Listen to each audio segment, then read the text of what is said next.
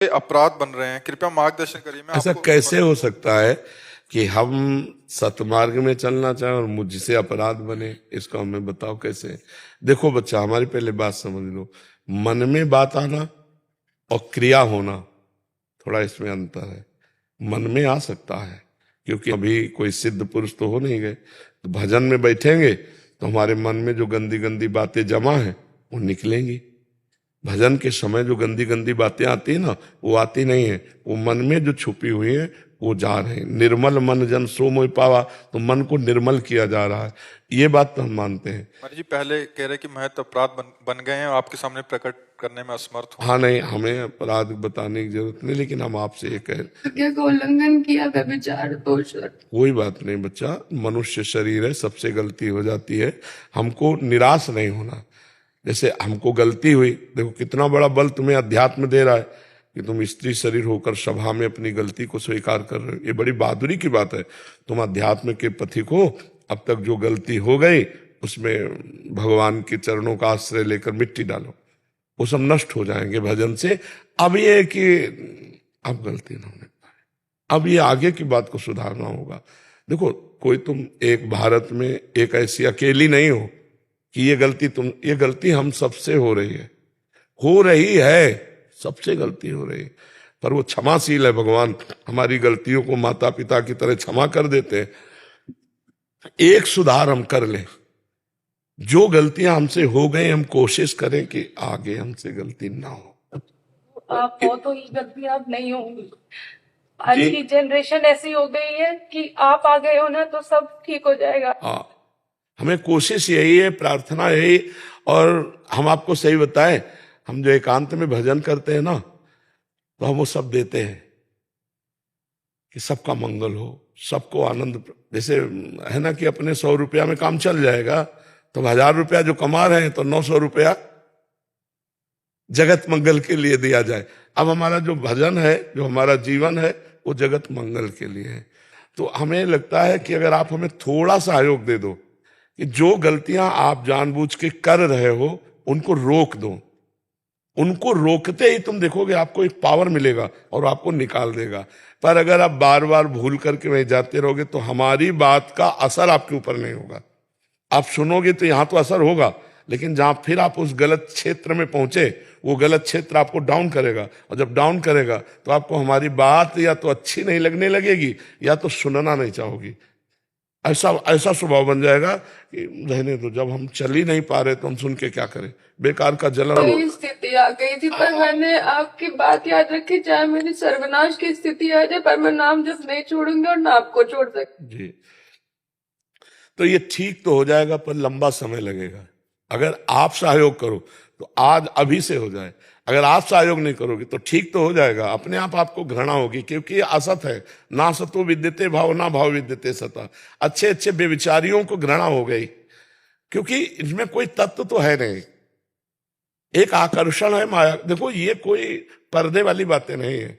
वास्तविक पूछो तो हम कहते हैं इसके अध्यात्म के इस विषय के क्लास लगने चाहिए, जिससे ये तो पता चले कि गिरना किसे कहते हैं, उठना किसे कहते हैं।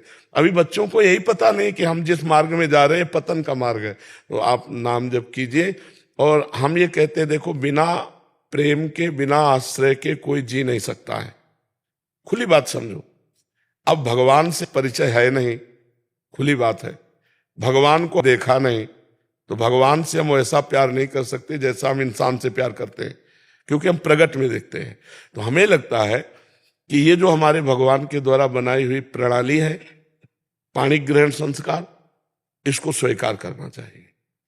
तो हमें लगता है जो हमारे पूर्वजों ने, वो बहुत अच्छा था कि पवित्र बच्ची, पवित्र पाणी ग्रहण संस्कार हो गया और आजीवन एक पुरुष में वो अनुराग किया। ये बड़ा दोषपूर्ण व्यवहार है, मुझे लगता है इसका सुधार करना चाहिए। विक्की जी जलंधर से। राधे राधे। राधे राधे महाराज जी, आपके चरणों में कोटि कोटि प्रणाम। महाराज जी, आदमी जो पाप और पुण्य करता है और वो उन पापों से कैसे मुक्ति पा सकता है, इसका जवाब तो है नाम जप से।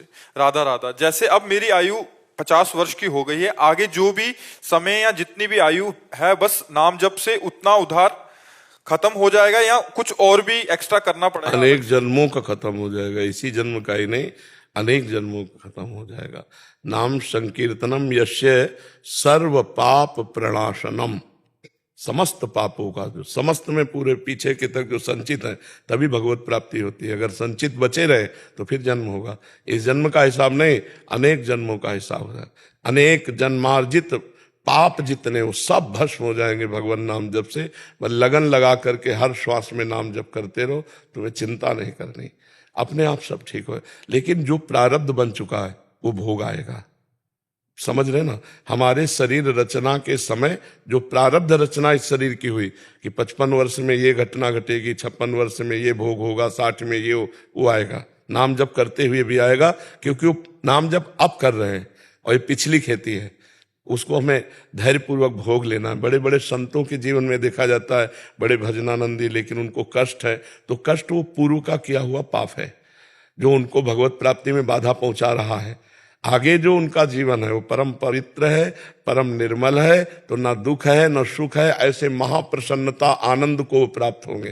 तो आप विश्वास कीजिए, भगवान के नाम में अपार सामर्थ्य है। वो पहाड़ जैसे पाप को भी नष्ट करने के लिए, रुई जैसे पहाड़ के रुई जमा और एक दिया सलाई लगाई भस्म हो गई, ऐसे भगवान के नाम की अपार सामर्थ्य है। केवल इसी जन्म का आप देखो, अगर एक क्रिया का दंड देखो तो पूरा जीवन बर्बाद हो जाए। ऐसी हजारों लाखों करोड़ों क्रियाएं हमारी हैं जो दबी हुई हैं, उनको हमें अब आग लगाना है। नहीं, वो दंड देने के लिए उतावली होकर जब आ जाएंगे तब आग नहीं लगा पाएंगे। हाँ, पहले जो किए हुए जमा है, अब उनको अभी भस्म कर सकते हो, क्योंकि अभी तैयार नहीं हुई आपको दंड देने के लिए। दंड बिल्कुल निर्धारित हो गया, अब भोगना पड़ेगा। तो जैसे प्रारब्ध है शरीर का, वो तो निर्धारित हो चुका है, तो उसे भोगना पड़ेगा, कोई नहीं काट सकता। श्रृंगी ऋषि ने शाप दिया कि आज के 7वें दिन तक्षक नाग परीक्षित को काटेगा और मर जाएंगे। तो परमहंस शिरोमणि सुखदेव जी ने भागवत सुनाया 7 दिन, उस श्राप को नहीं काट पाए, उस प्रारब्ध को नहीं काटा। भागवत सुनाकर उनको मुक्त कर दिया, लेकिन सांप आया 7वें दिन और उनको काटा। इसका मतलब प्रारब्ध भोग बड़े बड़े ऋषि भी नहीं मिटा सकते, वो भोगना पड़ेगा। पाप कर्म जो पीछे के जमा वो नष्ट हो जाएंगे। आगे हम सावधान हो गए हैं, नाम जप कर रहे हैं, तो आगे हम गलती करेंगे नहीं। तो हमें ये जरूर ध्यान रखना चाहिए कि प्रारब्ध भोग भोगना पड़ेगा। नहीं तो अभी आप नाम जप करेंगे, कोई कष्ट आ जाएगा तो कि ये कष्ट क्यों आ गया, ये पहले से निर्धारित हो चुका है। अब जो आपकी गोदाम जमा है उसमें आग लग जाएगा, तो आगे आपकी जो सफाई पूर्ण कर्म हो रहे हैं ये बंधन कारक होंगे नहीं, और भगवान की कृपा से इसी जन्म में सब काम बन जाएगा। बस नाम जप करते रहिए, नाम न छोड़िए, बस इतना कर लीजिए। शिवम जायसवाल जी, मध्य प्रदेश। जय श्री महाकाल, जय श्री राधे। राधे राधे महाराज जी। महाराज जी, आपके चरणों में कोटि कोटि प्रणाम। महाराज जी, आपके द्वारा भगवान नाम की जो महिमा सुनी है, नाम जप से ये लोक और परलोक दोनों में जो चाहो प्राप्त हो सकता है। और अन्य प्रसंग में सुना है कि राई घटे ना तिल बढ़े। महाराज जी, मेरे को नाम में पूरी श्रद्धा है, कृपया मेरे मन को संशय निवृत्त। अभी आप सुना कि नहीं सुना? इस प्रश्न का उत्तर इसमें छुपा हुआ है कि नहीं छुपा? हाँ, यही बात समझाना, इसीलिए पहले से समझा दिया कि राय घटे न तिल बढ़े, यह है प्रारब्ध। और निशंक होकर नाम जप करो, उसको इससे न जोड़ो, ये विवेक होगा। तो ये विवेक से आपको चलना होगा कि नाम में अपार बल है, लोक परलोक के सारे सुख देता है, पर प्रारब्ध को मिटाना नहीं है। ब्रह्मास्त्र का प्रयोग मच्छर मारने के लिए नहीं करना, उसे भोग लेना है। जैसे देखो, भगवान की शरण में बड़े आनंद से प्रारब्ध भोग रहा है, आनंद से। हमारी क्या सामर्थ्य थी? हमारी तो सामर्थ्य 1800 रुपया महीना दवा की भी नहीं थी एक समय। ये भगवान की व्यवस्था, ये नाम भगवान का प्रताप है। उन्होंने दिखा दिया कि एक क्षेत्र वो है और एक क्षेत्र ये है। जाते जाते अंतिम फिल्म का सीन जो है वो दिखा दिया कि मेरा दास अनाथ नहीं होता। और जितनी बड़ी व्यवस्था है देखो, सब चल रही, बिना मांगे चल रही। अन मांगे आगे आवेगो, जेव पल लागे पल को। बिना मांगे व्यवस्था भगवान, ये नाम का ही तो प्रताप है। हम आपसे बात कर रहे हैं, नाम के प्रताप से कर रहे हैं। अगर नाम का प्रताप ना हो तो किडनी फेलियर, प्रसंग, सत्संग, प्रश्न उत्तर, ये सब नहीं हो सकता। अच्छे स्वस्थ आदमी की दिनचर्या ऐसी नहीं है जैसी हमारी दिनचर्या है। 12 बजे रात्रि के जग करके पूरी सब, ये स्वस्थ शरीर में भी मतलब कठिन पड़ेगा, और यहाँ अस्वस्थ शरीर से भगवान करा रहे, तो नाम का प्रताप नहीं है जी। ब्रज मोहन जी, वृंदावन से। जी जय जय। आपके मुख पर बढ़ती हुई सूजन एवं कांति मन में भय उत्पन्न करती है। मेरे पिताश्री को भी यही रोग था। आप में लाडलीजू की वह सामर्थ्य है कि इस शरीर को इच्छानुसार धारण कर सकें। अपने लाखों भक्तों के हेतु एवं अन्य जीवों के उद्धार हेतु इस शरीर को धारण करे रखें। नहीं, अगर श्री जी को करवाना है तो ऐसे भी चला सकती है, अगर नहीं करवाना है तो देखो एक दिन सबका शरीर पूरा होता है। तो अपने शरीर का निमित्त बन गया है किडनी। तो पहले तो सूजन नहीं आती थी, अब धीरे धीरे वो मतलब और डाउन होती जा रही, और सूजन आनी शुरू हो गई, धीरे धीरे और परेशानी आएगी। तो 18 वर्ष तो ऐसे कट गए, हो सकता है कितने समय और ऐसे कटवा दे, उन्हीं के खेल की बात है। अच्छा, इसका कोई उपाय नहीं है। अगर हमारी आयु इस वर्ष में पूरी होनी है तो आप चाहे दुनिया की किडनी लगवा दो, इसी वर्ष में पूरी हो जाएगी। अगर आयु हमारी 20 वर्ष अभी चलना है तो ऐसे लगड़ते झगड़ते ऐसे पार होती चली जाएगी। तो भगवान की कृपा। अच्छा, हम इच्छा क्यों करें? इच्छा ना करने के लिए तुम बाबा जी बने, इच्छा मिटाने के लिए तुम बाबा जी बने। भगवान से भी इच्छा क्यों करें? जीने की इच्छा क्यों करें? मान लो लाखों का कल्याण हो रहा है तो आपका काम हो रहा है ना। तो ये आपका काम है कि इस पार्षद को यहां कितने दिन रखना है, वो आपकी जिम्मेवारी है। आपको लगता है ट्रांसफर, तो करो ट्रांसफर, यहां से ट्रांसफर करेंगे, निकुंज में पहुंच जाएंगे। अगर आपको यहां रखना तो यहां रखिए। हम राजी हैं उसी में जिसमें तेरी रजा है, जोई जोई प्यारो करे सोई मोहि भावे। जिसमें आपकी राजी उसी में हम राजी।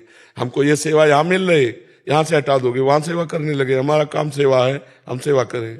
जैसे ऐसे भी कष्ट में भगवान हमको ऐसे रखे, कितनी बड़ी कृपा है आप सबको। हम आनंदित रहते हैं। हम कभी 1 मिनट भी किडनी बीमारी में नहीं टिकते, 1 मिनट भी।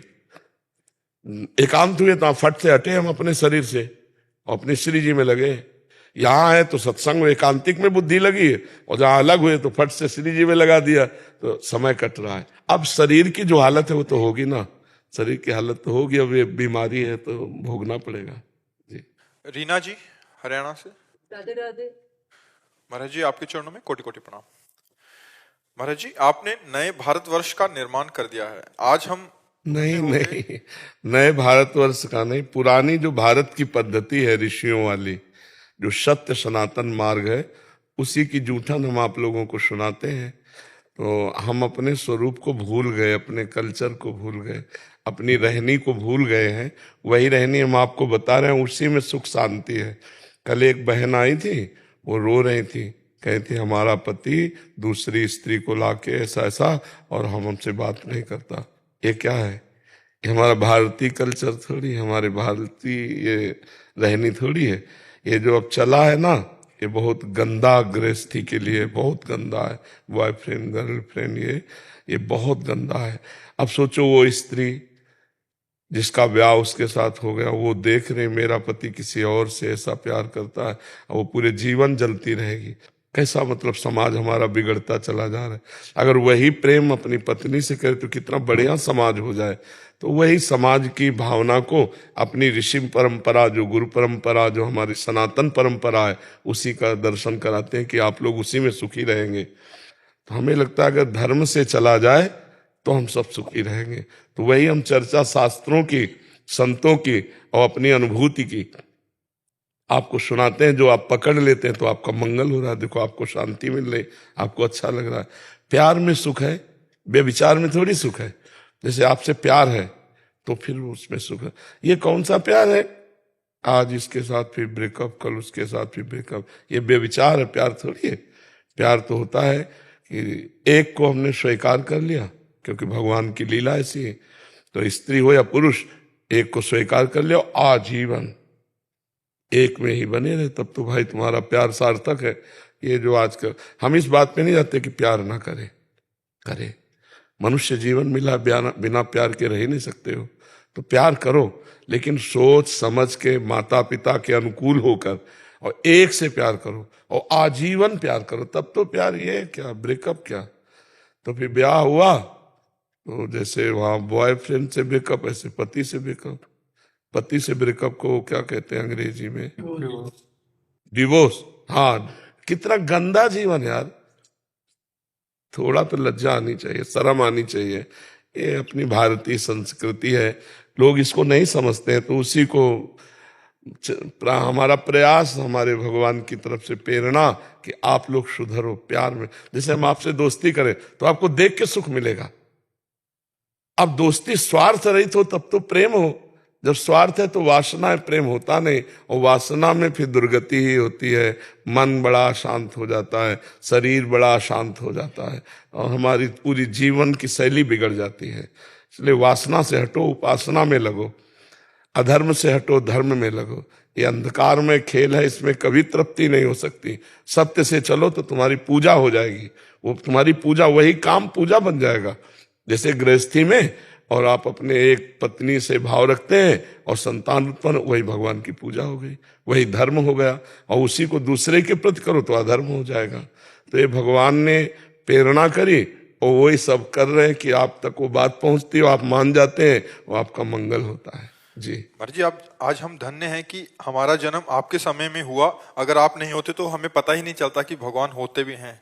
मतलब गुरुदेव, इनका एक प्रश्न है कि अगर आत्मा को उसके कर्मों का दंड स्वर्ग नरक में मिल जाता है तो फिर दोबारा जन्म में उसके कर्मों का हिसाब क्यों भोगना पड़ता है? आपने कभी इसमें देखा अपनी भारतीय कानून व्यवस्था में कि उसे 20 साल की सजा और 1 लाख का जुर्माना दिया जाता है, दिया जाता ना? तो ऐसे ही नरक की सजा और मृत्यु लोक में उसका जुर्माना, कर्म के अनुसार उसको एक जुर्माना भोगना पड़ता है और दंड मिलता है नरक में। स्पेशल दंड जो है वो नरक में उसको मिलता है। कुछ बचा खुचा जो जुर्माना है वो यहाँ मिलता है, यहाँ दंड पूरा नहीं मिलता है, पूरा दंड तो नरक में मिलता है। नरकों का वर्णन पढ़ो तो होश खराब हो जाएंगे कि कभी पाप नहीं करेंगे। ये जो शराब पीते हैं ना, गलाया हुआ लोहा उनको पिलाया जाता है। ऐसा नहीं कि आप यहाँ मनमानी आचरण कर सको, भेजे गए हो तो बिल्कुल आप भगवान की नजर में हो, जो कर रहे हो भगवान देख रहे हैं, जो कर रहे हो उसका तुम्हें दंड अवश्य मिलेगा। एक महात्मा का चरित्र आता है महाभारत में, मांडव्य ऋषि का, कि वो बच्चे थे, तितली की गुदा में बम्बूल का कांटा छोड़ दिया तो उनकी गुदा में सूली डाल करके छोड़ दी गई थी। सूली का सजा, कांटे की सजा सूली से पूर्ण होती है, मतलब इतना बड़ा दंड होता है। तो हम लोग जो पाप कर रहे हैं उसका हमें दंड मिलेगा। जो नरक में मिलता है वो स्पेशल दंड है, और जो अब यहाँ जन्म लेकर मिलता है वो उसका वो जुर्माना समझ लीजिए। जैसे उसे कहा गया कि तुम्हें 10 साल की सजा, 2 लाख रुपया जुर्माना, तो सजा पूरी कर ली, जुर्माना नहीं दिया तो आप वही उसी जेल में रहेंगे। जब तक जुर्माना पूरा नहीं हो जाएगा तब तक तुम्हें उसी जेल में रहना पड़ेगा। कोड़ हो गया, ये हो गया, वो बड़ी कष्टप्रद जीवन, वो सब पाप कर्म का फल होता है और सबको भोगना पड़ता है, बड़े बड़े महात्माओं को भोगना पड़ता है। आपकी किस्ती में बैठ गए अब तो आप जानो। हाँ, हम सब श्री जी के नाव में बैठे हैं, वही खेवैया हैं, वही पार करते हैं। बलराम जी वृंदावन से। राधे राधे महाराज जी, आपके चरणों में कोटि कोटि प्रणाम। महाराज जी, मेरी अज्ञानता को क्षमा करें। आपने जो परसों के सत्संग में जो कहा था कि शरीर से, मन से, वाणी से जो भी या फिर पूर्व स्वभाववश जो भी आचरण है सब प्रभु को समर्पित कर दो। और हमेशा आप सत्संग में ये कहते हैं कि श्री कृष्ण अनुकूलेन प्रतिकूलस्य वर्जनम। पहले का कहारा पढ़े फिर ज्ञान में पहुंच जाएगा। पहले इसे शुरू करो, जो भी है सब प्रभु के लिए है। तो अब तुम्हारी भावना बदलने लगी, यार प्रभु को समर्पित करके, यार गंदे कर्म भगवान को समर्पित करेंगे। अब ये कर्म कैसे भगवान को समर्पित करूं जो गलत, अब जलन हुई ना, उस पे देखना सुनना शुरू हुआ ना, एक दिन आएगा गंदा कर्म होगा ही नहीं आपसे। आप करके तो देखो। जो प्रोसेस कहा जाए परमार्थ का, उसे पहले करना चाहिए। जब करोगे तब आगे तुम्हारे अंदर इतनी जलन होने लगेगी कि जितनी गंदी बातें हैं वो सब अपने आप असहनीय हो जाएंगी और वो सब छोड़ दोगे, सब छोड़ दोगे। करके तो देखो पहले, ठीक है? अच्छे दीर्घ काल तक अच्छे भाव में आकर जो जो उसमें जो लिखा है, इसीलिए बार बार सुना रहे थे कि इसे समझो।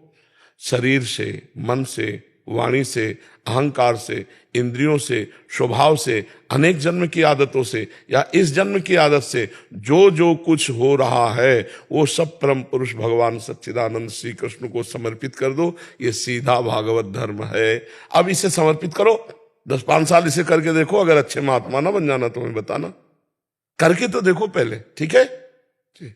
अनुभव जी सिकंदरा। राधे राधे जी। जय श्री राधा वल्लभ श्री हरिवंश। महाराज जी, आपके चरणों में कोटि कोटि प्रणाम। महाराज जी, ऐसा कौन सा जप करें या कितना करें कि अगला जन्म मुझे वृंदावन धाम में मिले? ये तो श्री जी कर सकती है, इसमें जब तक काम नहीं कर सकता। जिनको वृंदा विपिन है, कृपा तिनय की होए, वृंदावन में तवन तो रहन पाई है सोए। प्रथम यथामति प्रणवो, श्री वृंदावन अति रम्य, श्री राधिका कृपा बिन सबके मन नगम्य। इन बच्चों से पूछो कौन सा तप किया, कौन सा जप किया, और इन्हें आजीवन वृंदावन वास मिल गया, लाडली जो रीझ गई।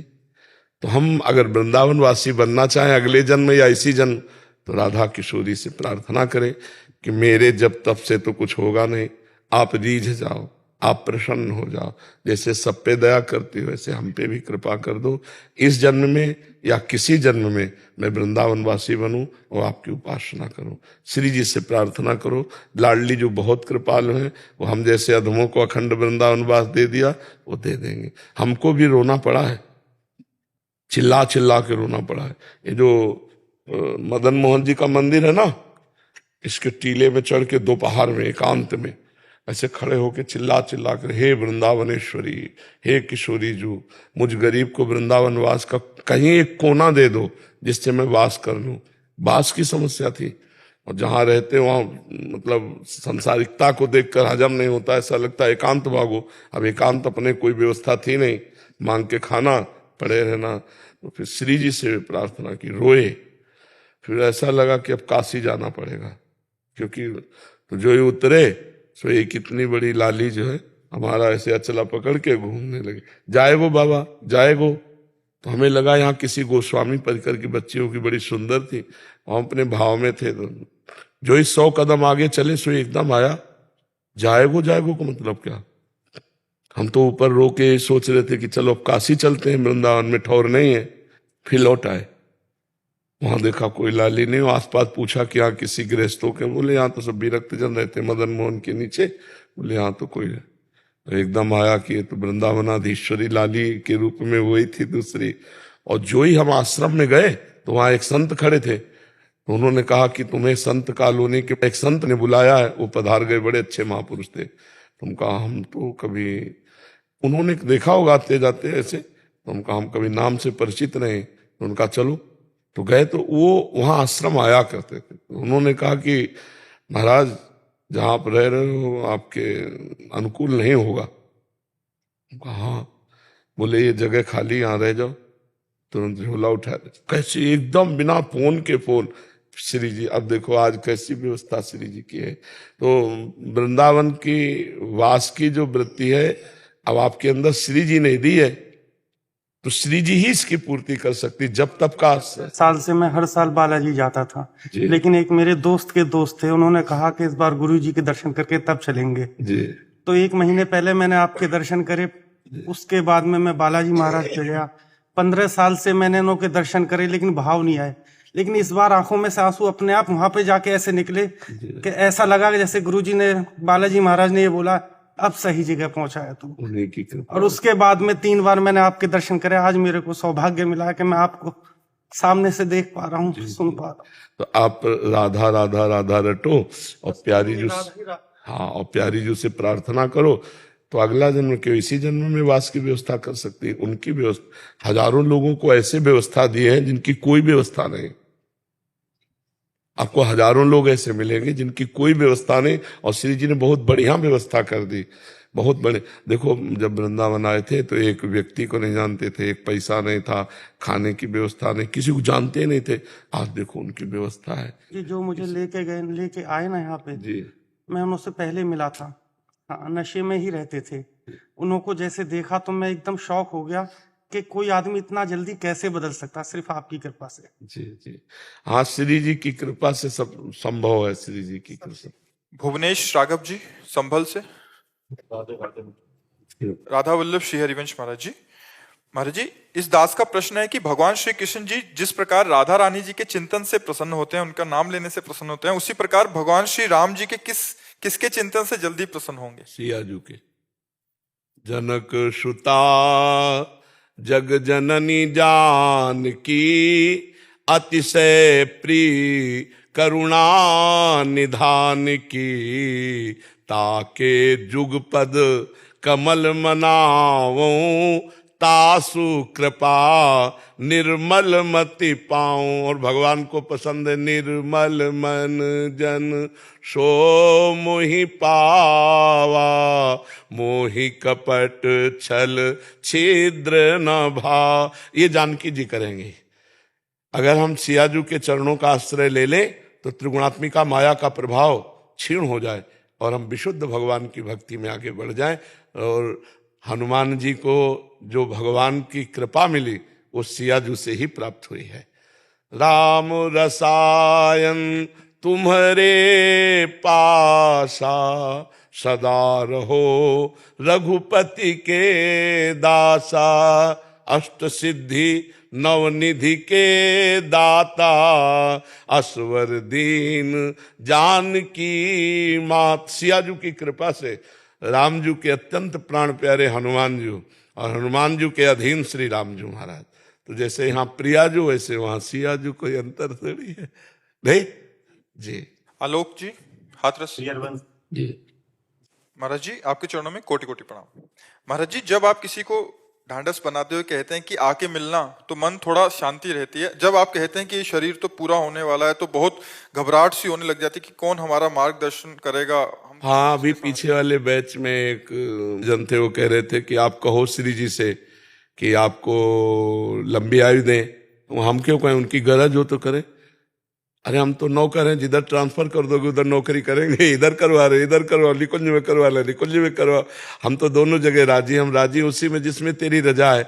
अब ये जो हम कहते हैं कि शरीर का कोई भरोसा नहीं है, वो इस सिद्धांत से कहते हैं कि एक तो वैसे भी मनुष्य शरीर का कोई भरोसा नहीं, दुर्लभो मानुषो हो देहिनाम क्षण भंगुरा, देहिनाम क्षण भंगुरा, इसका क्या विश्वास। पर वो ऐसे हैं कि मूकम करोति वाचालम पंगुम लंघयते गिरिम यत् कृपा तम हम वंदे परमानंद माधवम।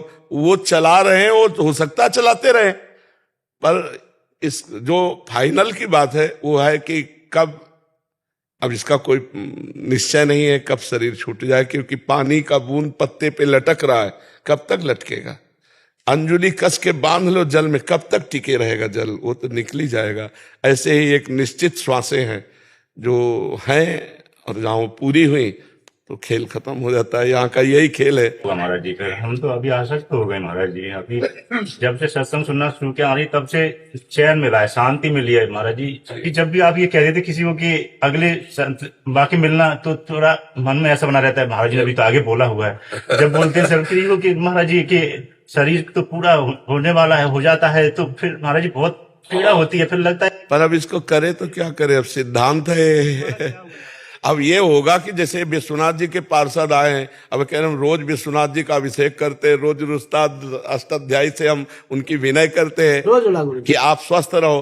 तो वो तो काल को भी महाकाल है, वो तो वो काट सकते हैं ना, भाभी मेट सके। हाँ, वो तो सामर्थ्यशाली। मैं शिवखोड़ी में 2 महीने ड्यूटी किया हूँ। जम्मू के अंदर एक भोले बाबा का मंदिर शिवखोड़ी बोलते हैं उसको, वहां पे ड्यूटी करता था मैं। पर डे आपके नाम से 1 लोटा जल देता था, इतना याद आता मुझे। 1 लोटा ही काफी है।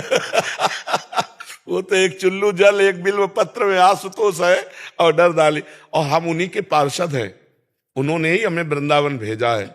जो कुछ भी आज है शारीरिक मानसिक वाचिक, वो देवाधिदेव महादेव का प्रसाद है।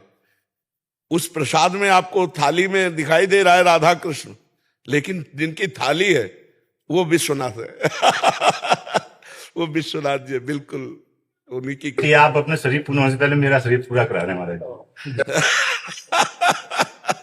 हमारा शरीर अंतर ध्यान हो सकता है, लेकिन जो प्रभाव है वो अंतर ध्यान होने वाला नहीं, ये आप समझ लेना। क्योंकि श्री जी का प्रभाव, श्री जी शाश्वत है तो उनका प्रभाव भी शाश्वत है। आपको जो अभी सुनने से मिल रहा है आपको वही ध्यान से मिलेगा। जब आप ध्यान करोगे प्रेमानंद का, तो वही बात आपके दिमाग में जो कान से सुनने को मिल रही वो दिमाग से सुनने को मिलेगी। अंदर से प्रेमानंद गाइड करेगा।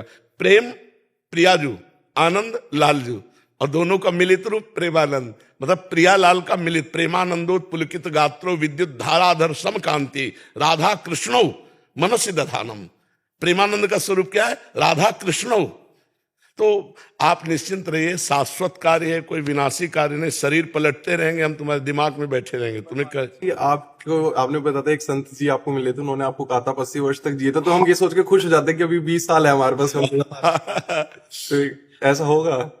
हम कैसे कहे, अव्यक्त की बात को कैसे कहे? एक विनती और थी, मैं सीआरपीएफ में नौकरी करता हूँ महाराज जी। हमारे बल में कोई दिन बाकी जाता है, कोई ना कोई जवान सुसाइड कर लेता है इस स्ट्रेस से। इसका कारण देखो, कई बार हमने ऐसा संदेश दी, वैसे आपको बहुत सुनते हैं जी, हमने आर्मी के एक बैच आए थे, पूरे सब आर्मी के ही बैठे थे, तो सबसे प्रार्थना की थी कि बाहरी शत्रु को मारने में आप प्रवीण हैं, आपके पास अस्त्र है, निशाना है, आपको शिक्षा दी गई, लेकिन आंतरिक शत्रु को, उसके लिए ये गोली काम नहीं करेगी और ये शिक्षा काम नहीं करेगी, उसमें अध्यात्म काम करेगा।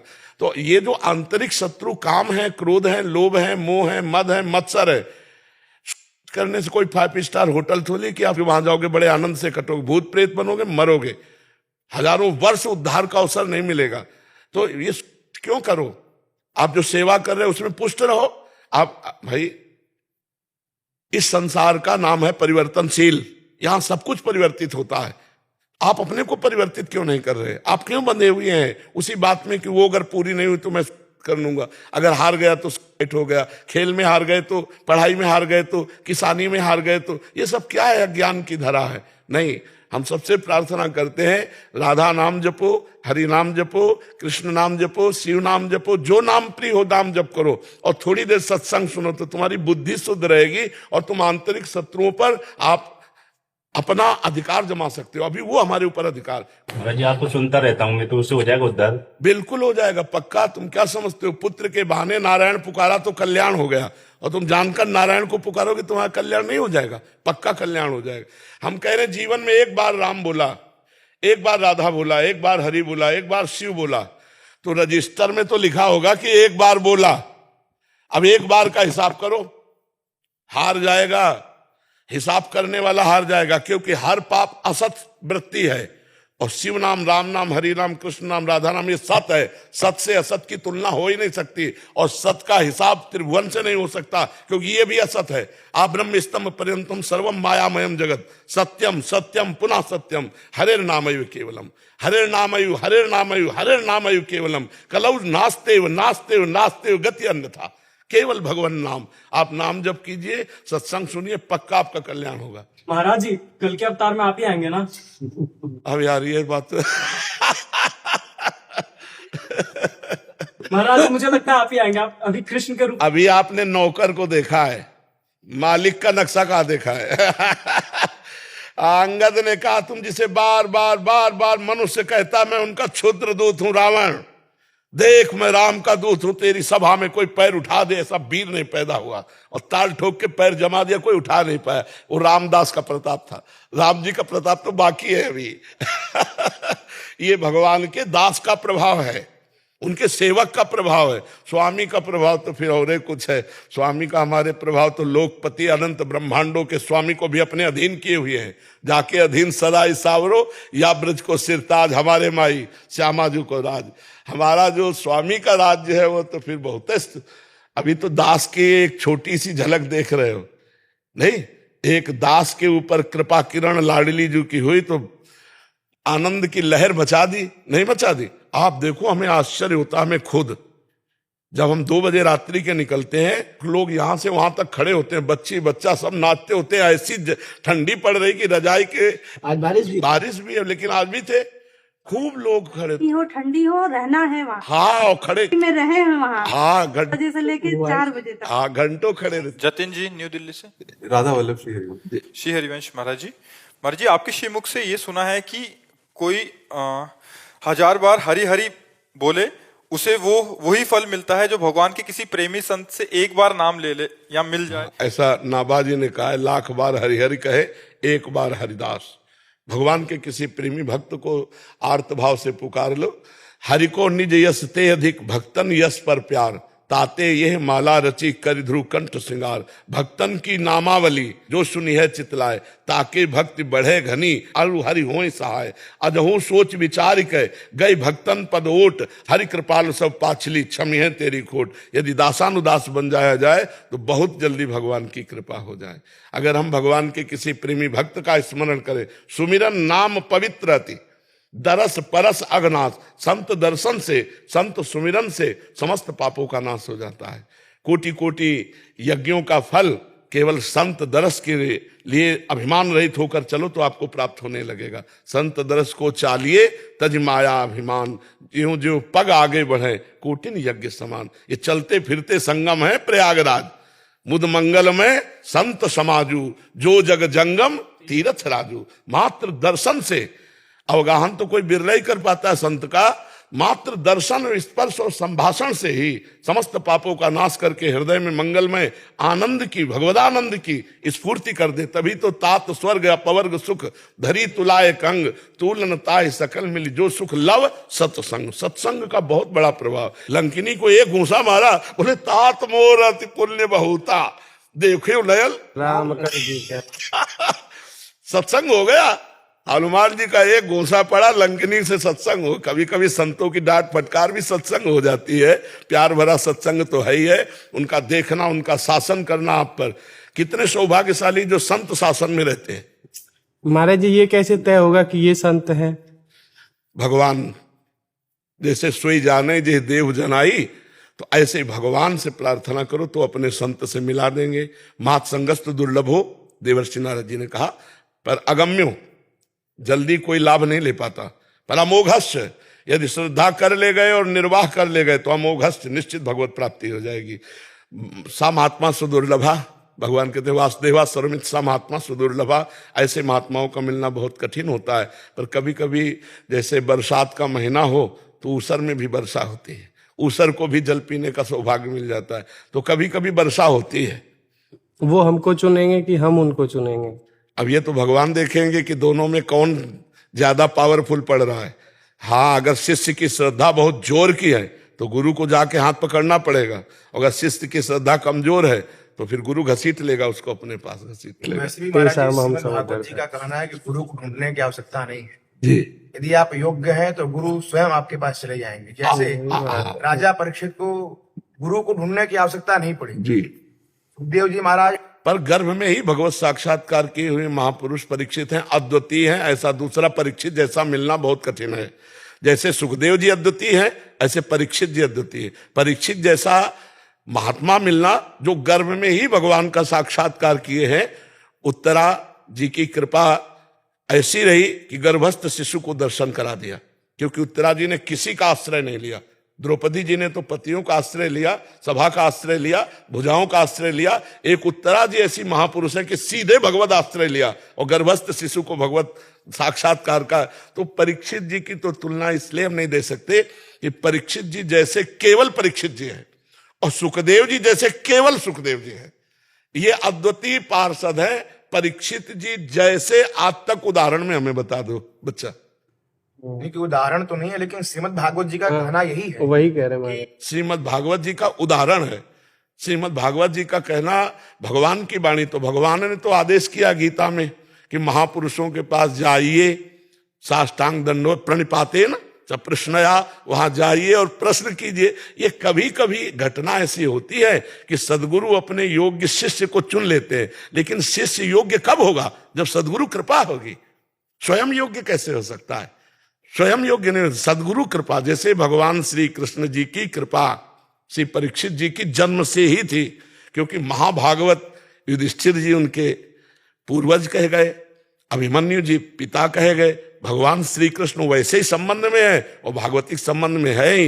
इनकी समानता तो हम कर ही नहीं सकते हैं। हम लोग पार्थिव मांस के शरीर को अभिमान पूर्वक स्वीकार करने वाले देहाभिमानी जीव कैसे गुरु के योग्य हो सकते हैं? हमें गुरु की शरणागति की चाह करनी है और सबसे पहले भगवान श्री कृष्ण को गुरु मानना है और उनसे प्रार्थना करनी कि आप हमारे गुरु जी को मिला दीजिए या हमको वहां पहुंचा दीजिए, या गुरु जी को बुला दीजिए। कि जैसे गाय अपने बछड़े के पास चली जाती है, बछड़े की योग्यता नहीं घसीट रही, वो बछड़ा उनका है। जैसे गाय जो है बछड़े के पास लम्हाती हुई जाती है, इसमें बछड़े की महानता नहीं है, गाय का वात्सल्य है, क्योंकि वो बछड़ा उसका है और वो उसको दूध पिलाने जा रहे हैं, है नहीं? तो अगर हम योग्यता शब्द, तो फिर गुरु महिमा लघु हो जाती है। उसके अंदर योग्यता आर्त भाव है, उसके अंदर योग्यता दैन्यता है, उसके अंदर योग्यता प्रपत्ति है, तो गुरु उसको स्वीकार कर लिया जा करके। तो हमें दोनों प्रमाण मिलते हैं कि भगवान की भक्ति से संपन्न जो सदगुरुदेव भगवान है, कभी कभी अनाधिकारी को भी स्वयं पकड़ करके और भगवत प्राप्त करा देते हैं, और कभी कभी अधिकारी के यहाँ जा करके उसे स्वीकार करके भगवत प्राप्त करा देते हैं। दोनों उदाहरण प्राप्त होते हैं जी। राधे राधे महाराज जी। महाराज जी, आपके प्रवचन सुनकर मैंने अपने जीवन में बहुत सारी बातों को समझना, उन पर अमल करना शुरू किया है। मैं आपसे एक प्रार्थना करना चाहती हूँ कि मुझे सही राह दिखाएं। 4 साल पहले मुझे मेरे से एक गलती हुई जिसने मेरे वैवाहिक जीवन में बहुत प्रभाव डाला।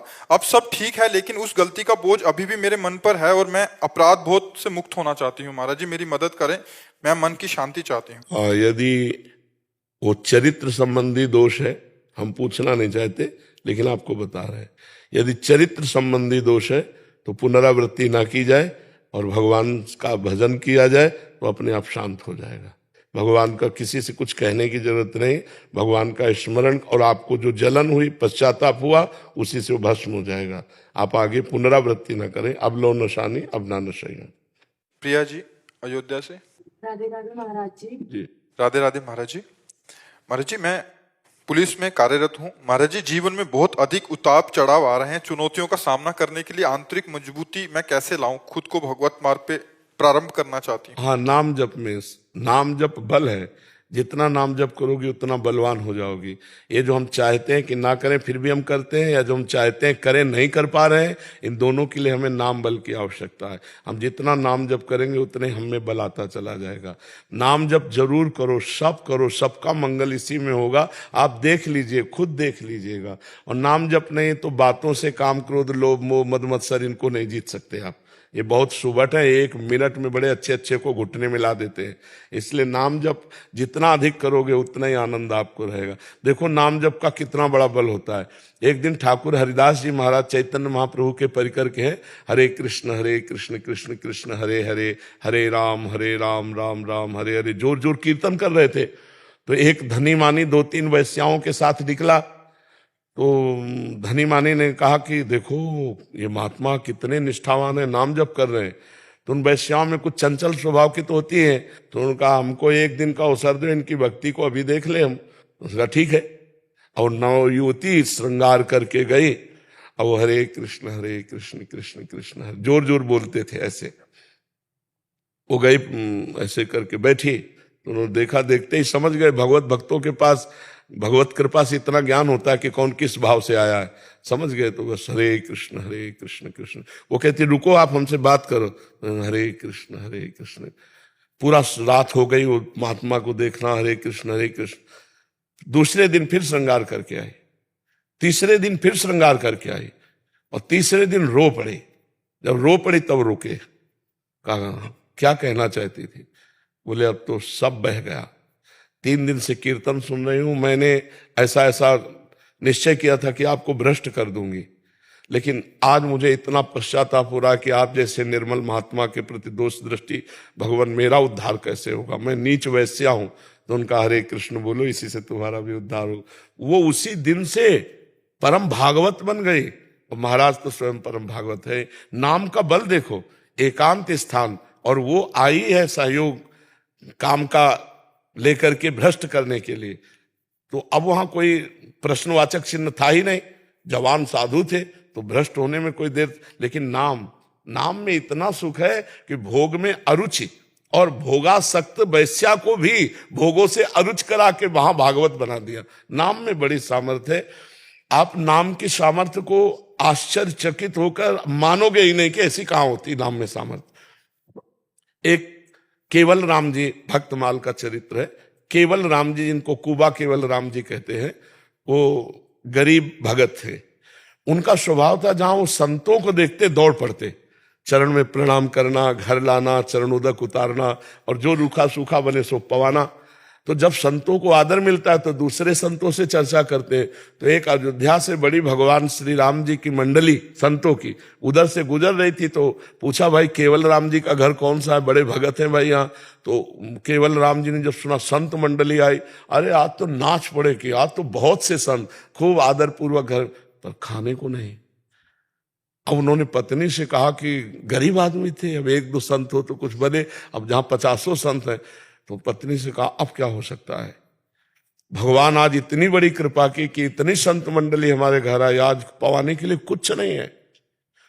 तब पत्नी से कहा तुम इनको बैठा लो, मैं कोई ना कोई उपाय करता हूं। तो गए, एक धनी मानी से बात की। तो लोग जब किसी को गरीब देखते हैं, असहाय देखते हैं, तो उसका दुरुपयोग भी कर बैठते हैं। अत्यंत आवश्यकता, वो बिल्कुल गिड़गिड़ा रहे थे कि आज हमारे अगर संतों का भोजन हो गया तो तुम कहोगे तो हम जीवन भर तुम्हारी गुलामी करेंगे, आज संत ना भूखे जाएं। तो उनका हमारे एक कुआं खोदवाना है, आप पति पत्नी कुआं खोद देना और हम जो कहोगे संतों को पवा देंगे। तो घी दाल आटा सब संतों के लिए ले गए और खूब चक पवाया। जब संत चले गए तब उन्होंने कहा तो मिट्टी, उस समय 60 हाथ 70 हाथ खोदना तब कुआं खुद पाता था। अब वो दोनों राम फावड़ा मारते, वो तसला में रखती राम और उठा के ले, पति पत्नी दोनों भगत राम राम राम राम कहते हुए 40 हाथ खोद लिए। अब जे ही नीचे वो खोद रहे थे, ऊपर वो रस्सी से मिट्टी खींच रही थी, तो जो बालू वाली मिट्टी थी वो ऐसे धंस गई, पूरा कुआं बैठ गया। अब उनके बचने की तो कोई संभावना ही नहीं केवल राम जी के। लेकिन देखो संत सेवा और भगवान नाम का प्रभाव। अब पत्नी बहुत व्याकुल, तो सेठ घबरा गया। उसने कहा उस समय के हिसाब से कि हम आपको पूरे जीवन का खर्चा देंगे, आप मतलब विकल मत हुई, और देखो हमारा तो कोई दोष है नहीं, आपने कहा था, और अब कुआं में वो दब गए तो इसमें हमारा क्या। राजी करके पत्नी को कुछ संपत्ति खान पान दे करके निपटा दिया और वो मिट्टी बराबर कर दी गई। 1 महीना बाद वहां से राजा का दल निकला, तो राजा के कान में सुनाई पड़ा राम राम राम। तो इतना आर्त भाव था कि वो तत्काल चकित हुए, मंत्री से कहा यहाँ ये आवाज कहां से आ रही। तो उस आवाज को खोजा गया, तो वहां जहां कुआं था ना वहां से आवाज आ रही थी। बोले राम राम राम राम आवाज। बोले यहां से आ रही महाराज। पूछा यहाँ क्या हुआ था। बोले 1 महीना पहले केवल राम जी थे, बड़े भगत थे, वो सेठ के कहने से कुआं खोद रहे थे, तो मिट्टी धस गई तो इसी में मर गए, तो हमें लगता है उनकी प्रेत आत्मा है, वो राम राम कहती। बोले नहीं, खुदवाओ इसको। अब वो राजा थे, राज सैनिकों के द्वारा देर न लगी, 1 दिन में खोद लिया गया। तो जहां केवल राम जी बैठे थे, उसके 1 हाथ ऊपर से परत लग गई थी मिट्टी की, और वो गुफा में बैठे थे, और शीतल जल और सुंदर भोजन सामने रखा हुआ था।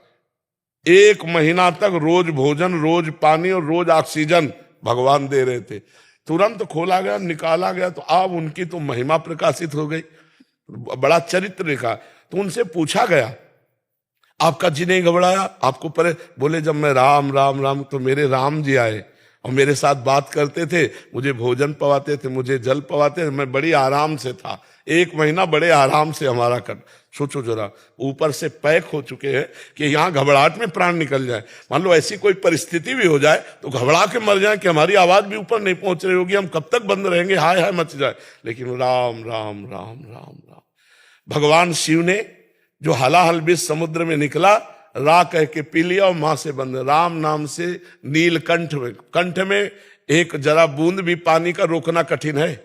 भगवान शिव ने हलाहल विष को भगवान के नाम के प्रभाव से रोक लिया। तो नाम में अपार सामर्थ्य, यदि हम लोग नाम जप करें तो जो करना चाहिए वो हम कर पाएंगे, जो नहीं करना चाहिए उसे हम त्याग देंगे। अगर नाम नहीं जप है तो केवल बातों से तो ऐसा होना संभव है। जी। Lieutenant colonel VP Sharma ji. जय श्री राधे महाराज।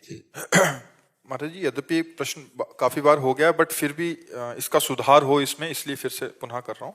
महाराज जी, अपने इष्ट देवी देवताओं के चित्रों को व्यावसायिक वस्तुओं पर छपना और फिर जमीन पर इधर उधर पड़े हुए देखने से मन में बहुत पीड़ा होती है। पर आपके नहीं होती, हमको भी होती है। मजबूत महसूस करते हैं अपने आप को। महाराज जी, इसका इस्तेमाल बंद होना चाहिए, इसके लिए हम क्या कर सकते हैं या कैसे?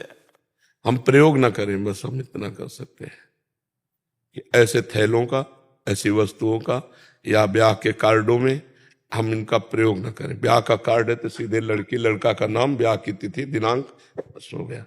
भगवान की छवि, पार्वती भगवान शिव का ब्याह रूप या राधे श्याम जी का ब्याह रूप, ऐसा, या सिया राम जी का, ऐसा नहीं।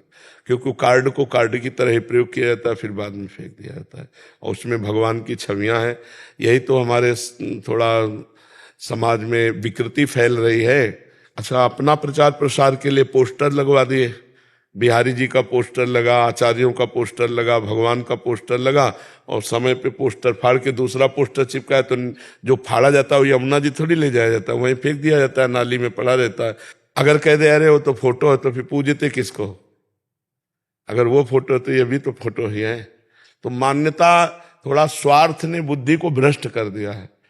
अब एक झोला है जिसमें लिखा है राधे श्याम ऐसा ऐसा, मतलब अब उसमें जूता भरे लिखा है राधे श्याम। झोला है, झोला में जूता भरा है और ऊपर लिखा है राधे श्याम। ना लेने वाला समझ रहा है, ना लिखने वाला समझ रहा है। बहुत तरह से ऐसे छपाए जा रहे हैं नाम और सब। ये महाराज जी, पूजा की वस्तुओं में जब हम बचपन में बहुत छोटे थे, मंदिर जाते थे, हमेशा चेहरा ऊपर करके जाते थे, बिकॉज नीचे जमीन में धूप बत्ती अगरबत्ती सब भगवान जी की उसमें चित्र छपे हुए हैं। कितने उठाएं, बचपन में हमारा बैग भर गया उसको उठा के। मंदिर में दर्शन नहीं करते थे, उठाते रहते थे, मन इतना विचलित। कल महाराज जी एक आए थे मुंबई में, उधर वो जो आपने बोला ना राधा नाम की वो कुछ ऐसे पुड़िया सी है, वो कह रहे इतने सारे लेके आए हमारे पास। कह रहे बाबा मैं तो नालियों लौंडियों से उठा के तंग हो गया, मतलब इतना ज्यादा उसके ऊपर जूता लेके चल रहे हैं, प्रभु के नाम की अवहेलना हो रही है महाराज जी। मतलब ये बहुत। और दर्शन भी करना था महाराज जी, तो दर्शन भी करना था तो चेहरा ऊपर करते हुए ऐसे करके और माता रानी के दर्शन करके वापस आ जाते, बिकॉज पूरे जमीन में। हाँ, ये नहीं, इसके विषय में कई बार चर्चा कर चुके हैं और इस विषय को बार बार कहा भी जाए। हम लोगों को भी थोड़ा सावधान रहना चाहिए कि हम लोग उतना ही छवि लें जिसका आदर कर सके। अब इतनी छवियां अनादर है, कहीं पीपल के नीचे देखो गणेश लक्ष्मी जी रखे हैं कहीं, तो ये थोड़ा हम लोगों की भी मानसिकता विकृत हो गई है कि प्रयोग किया, उन्हीं गणेश जी लक्ष्मी जी को दीपावली में बड़े आदर से पूरा अभिषेक करके प्रयोग, और इसे दूसरी दीपावली में नए गणेश लक्ष्मी ले आए वो फेंक दिए। लोग भी कुछ ऐसे हैं जो मतलब विवेक नहीं है, और ऐसा ब्याह के कार्डों में बहुत छप रहे हैं, पोस्टरों में भगवान के नाम बहुत छप रहे हैं, रूप छप रहे हैं। और तो हमें लगता है थोड़ा संभाल करनी चाहिए, इस बात की संभाल करनी चाहिए कि धार्मिक चिन्हों को, धार्मिक इष्ट देवताओं की छवियों को, इनका प्रयोग नहीं करना चाहिए। अब जैसे हम केवल अपनी सूचना दे दे तो क्या परेशानी है, उसमें भगवान की छवि बनाने की क्या बात है? मंगल हो, मंगल तो क्या होगा, अमंगल हो जाएगा, क्योंकि भगवान की छवियों के आप हुए ना। एक वो आए थे यही सब जो करते हैं, तो उन्होंने कहा हमको तो आर्डर होता है, हम वैसे कर देते हैं, तो क्या हमको भी पाप लगेगा? हाँ, तीनों को लगेगा। कर्ता, प्रेरक, अनुमोदन। कर्ता को भी लगेगा, प्रेरक को भी लगेगा जो प्रेरणा किया है, और अनुमोदन करने वाले, तीनों को बराबर पाप या पुण्य लगता है। वैसे हमारी सबसे प्रार्थना है कि अपने सामान को आप योग्य बनाकर बेचिए, भगवान के नाम रूप का सहयोग मत लीजिए। आपको निमंत्रण कार्ड में है तो अपनी अच्छी से अच्छी शब्दावली प्रयोग कीजिए और सूचना दे दीजिए, उसमें भगवान के रूपों को मत छापिए। आपको अपनी कथा वार्ता का प्रोग्राम का देना है तो आप अपना रूप दे दीजिए और अच्छे से अच्छे शब्दावली में सूचित कर दीजिए। अपने इष्ट गुरु और भगवान के रूपों को मत छापिए, नहीं बाद में पोस्टर फाड़कर नालियों में ही गिरते हैं, जिससे आपकी बुद्धि भ्रष्ट होगी। आपकी बुद्धि भ्रष्ट होगी, उसका प्रभाव आपके ऊपर जाएगा। तो समाज का परिवर्तन क्यों नहीं हो रहा?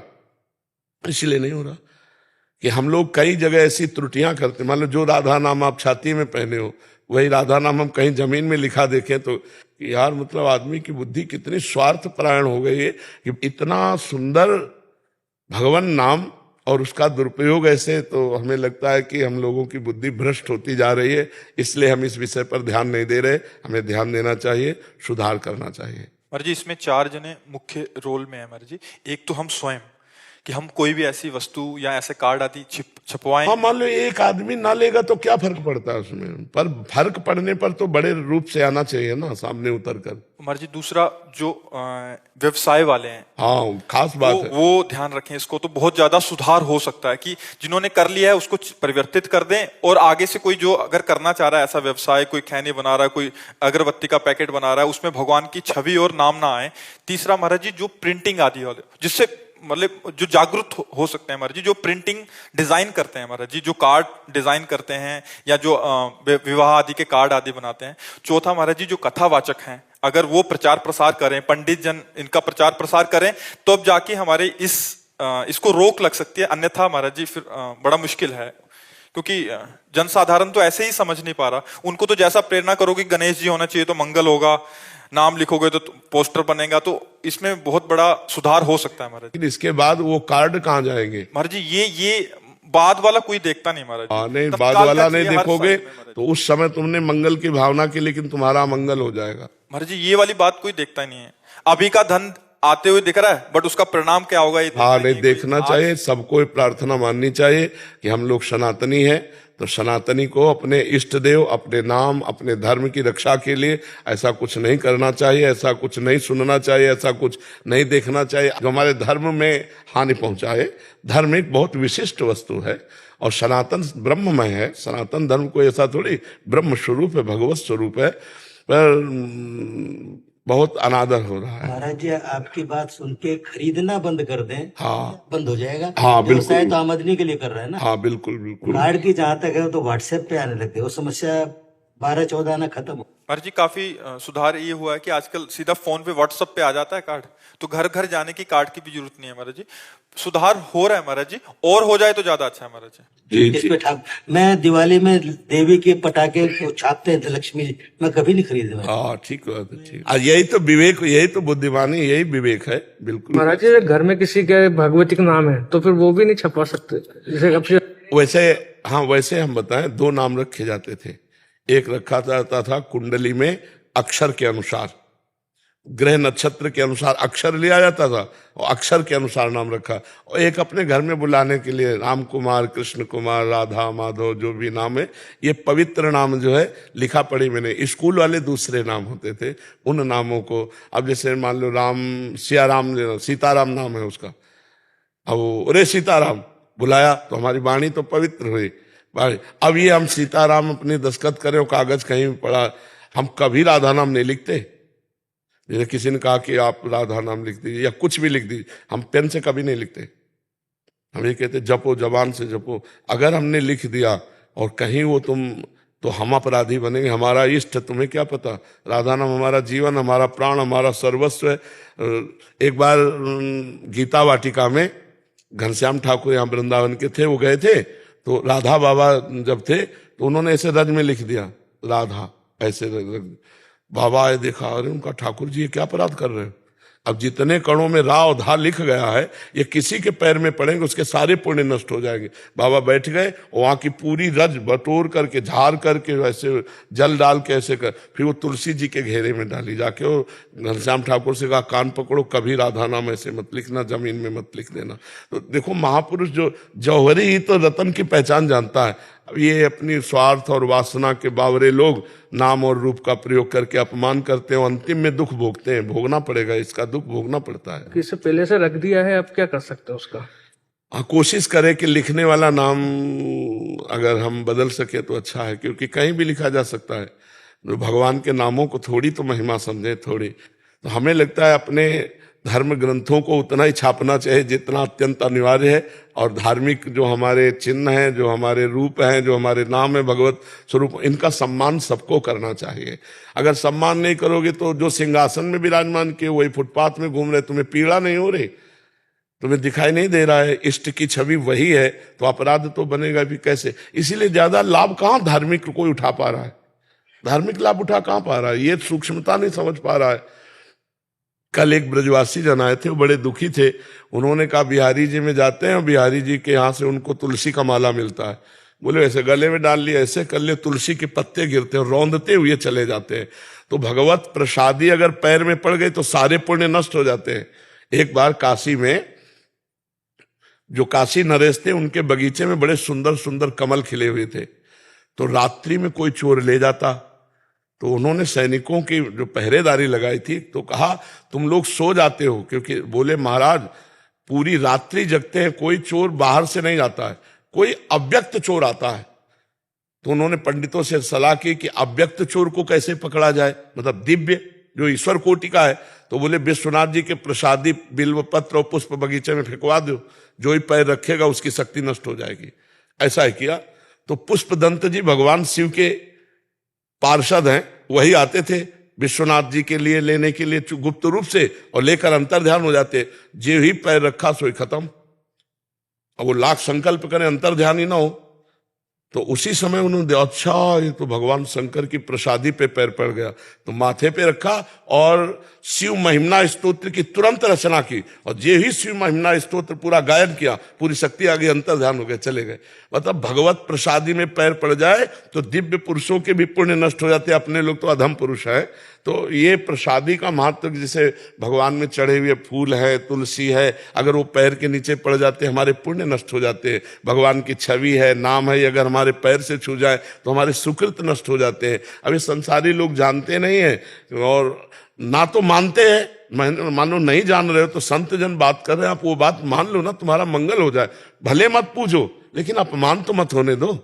अगर पूजोगे नहीं, अपमान नहीं करोगे तो एक तरह की पूजा हो गई तुम्हारी। उधर सिंहासन में पूज रहे हो, वही सिंहासन में जो है वही फिर फुटपाथ में देखे जाते हैं, तो ये अच्छा नहीं।